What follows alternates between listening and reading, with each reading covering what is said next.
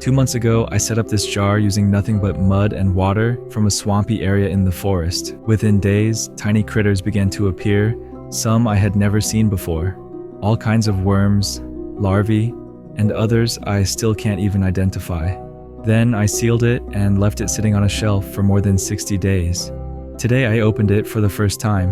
What I found inside left me speechless. The jar isn't just alive. It has turned into a dense forest with new animals that weren't there at the beginning, even voracious predators. But to understand how this happened, let's go back to day 1. This jar is a pretty special little biome. 2 ecosystems in one. A muddy shoreline up top and a fully aquatic, swampy zone below. From the outside it looks calm and green, but the moment you actually look closely, you start spotting life everywhere. The first thing that grabbed my attention was this one right here. It keeps trying to climb the leaf, but every time it hits the glass, it slips and drops. Looks like a female earwig. After failing a few times, it finally gave up and just flew off. And once you start scanning the glass, you realize there's way more going on. Tucked into the algae, I found this tiny little guy. My guess is a springtail, one of the usual suspects in forest soil. It needs to watch out because it's definitely not alone in here. Like any natural system, balance means predators. The main hunter in this jar is this young spider. I don't know the species yet, so we'll see what it grows into. For now, it's patrolling its new territory, checking every corner. It's only a matter of time before something walks right into its web. Right at the line between water and mud, you can also see larvae like this one, crawling along and searching for food. These can handle both water and wet mud. In a few days, it'll likely turn into some kind of small gnat or mosquito.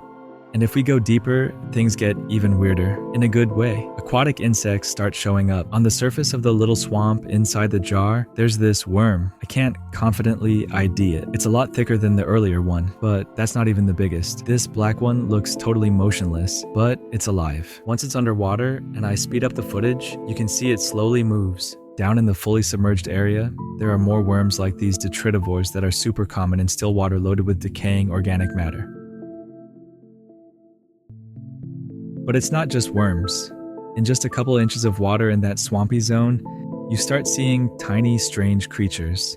Like this one moving in spirals. They're incredibly small. They look like rotifers.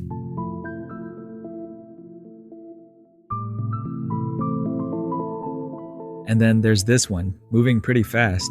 It looks like a planarian, just smaller than the ones I usually find in other jars. So we'll give it time. A week later, a bunch of species showed up that I didn't notice at all in the first few days. Different springtails are hiding among the plants.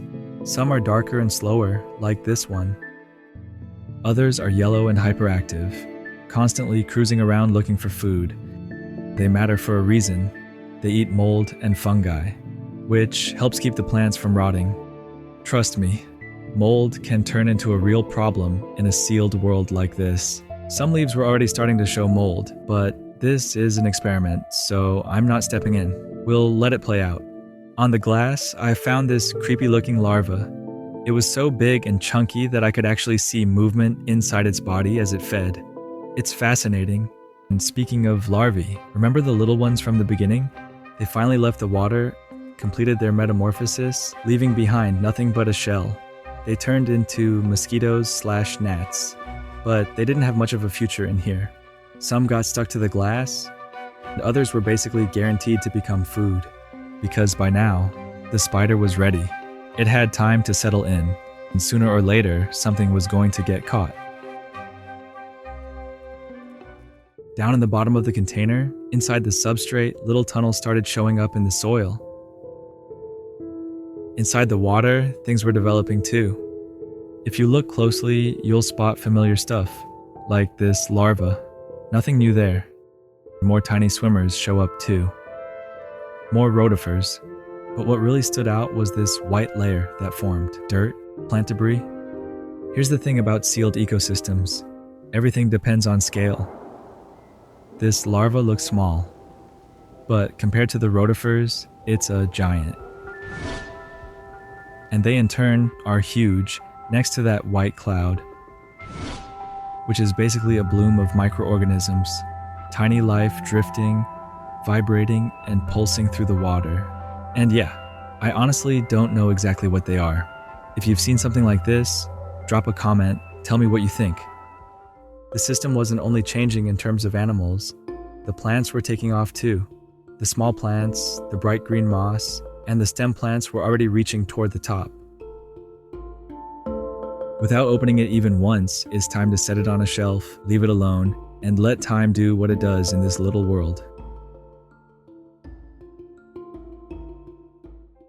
More than 2 months later, the landscape had completely changed. Plants had taken over almost all the open space. Even from above, you could see leaves pressed up against the lid. The moss didn't explode the way the other plants did, but it still grew and spread into new areas. A lot of the original species were still around, but new ones showed up too.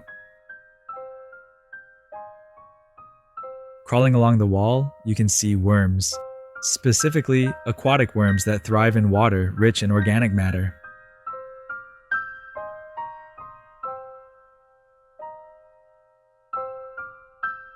They don't seem to like the light much, because the second I turn it on, they rush back down toward the water.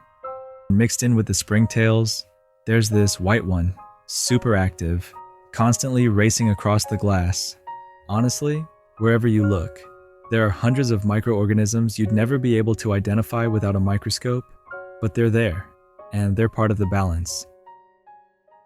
Some plants are showing more fungus now, partly because flowers have been dying back over time, and partly because certain leaves have been hit by this outbreak. It's not the end of the world yet, but it is a threat. If it gets out of control, it could wipe out a lot, turn this place into something that's hard for anything to live in. We're not there yet, so I'm going to let it keep evolving on its own. Continuing with the new animals that have shown up, I found these worms in the aquatic zone. They look like tiny leeches, and honestly, it kind of freaks me out to think about putting my hand in there.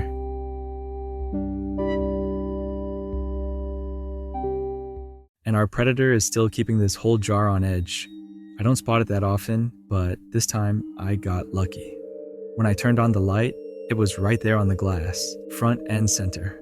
It's wild how much life can be hiding in a little bit of forest mud and water.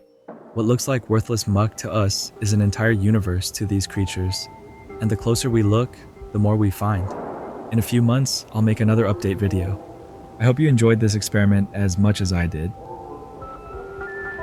If you want to keep watching, here's another jar I made. This time, marine. I only grabbed some seaweed and a few rocks. And what showed up afterward genuinely surprised me. Thanks for watching.